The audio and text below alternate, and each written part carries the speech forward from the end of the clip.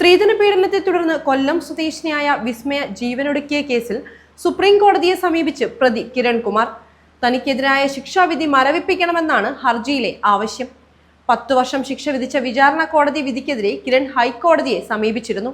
എന്നാൽ ഇതിൽ 2 വർഷമായിട്ടും തീരുമാനമാകാത്ത സാഹചര്യത്തിലാണ് സുപ്രീം കോടതിയിൽ ഹർജി നൽകിയത്.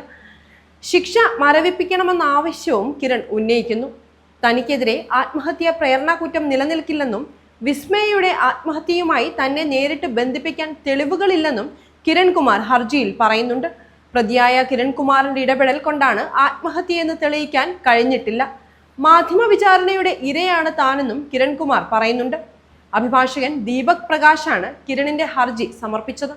ഇക്കഴിഞ്ഞ ഡിസംബർ മാസം 30-നാണ് കിരണിന് 30 ദിവസത്തെ പരോൾ അനുവദിച്ചത്. പോലീസ് റിപ്പോർട്ട് എതിരായിട്ടും ജയിൽ മേധാവിയാണ് അന്ന് പരോൾ അനുവദിച്ചിരുന്നത്. 10 വർഷത്തെ തടവാണ് കിരണിന് ശിക്ഷയായി വിധിച്ചിരുന്നത്. പൂജപ്പുര സെൻട്രൽ ജയിലിൽ കഴിഞ്ഞിരുന്ന കിരൺ പരോളിന് ആദ്യം അപേക്ഷ നൽകിയെങ്കിലും പ്രൊബേഷൻ റിപ്പോർട്ടും പോലീസ് റിപ്പോർട്ടും എതിരായതിനാൽ ജയിൽ സൂപ്രണ്ട് അപേക്ഷ തള്ളുകയായിരുന്നു. ഭർത്താവിന്റെ പീഡനത്തെ തുടർന്നാണ് 2021 ജൂണിൽ വിസ്മയ ഭർത്താവിന്റെ വീട്ടിൽ തൂങ്ങി മരിച്ചത്. ഭർത്താവിന്റെ പീഡനം കാരണമാണ് വിസ്മയ ആത്മഹത്യ ചെയ്തതെന്ന് തുടക്കം മുതൽ ബന്ധുക്കൾ ആരോപിച്ചിരുന്നു. തുടർന്ന് പോലീസ് കേസെടുത്ത് അന്വേഷണം ആരംഭിക്കുകയും കിരൺകുമാറിനെ പ്രതിയാക്കുകയും ചെയ്തു. വിസ്മയയുടെ ആത്മഹത്യയിൽ ഭർത്താവായ കിരണിന് 10 വർഷത്തെ തടവിന് പുറമെ 12.55 ലക്ഷം രൂപ പിഴയും നൽകിയിരുന്നു. കൊല്ലം അഡീഷണൽ സെഷൻസ് കോടതിയാണ് ശിക്ഷ വിധിച്ചത്. എന്നാൽ ശിക്ഷ നടപ്പാക്കുന്നത് തടയണമെന്നാവശ്യപ്പെട്ടുള്ള കിരണിന്റെ ഹർജി 2022 ഡിസംബർ 13-ന് ഹൈക്കോടതി ഡിവിഷൻ ബെഞ്ച് തള്ളുകയായിരുന്നു.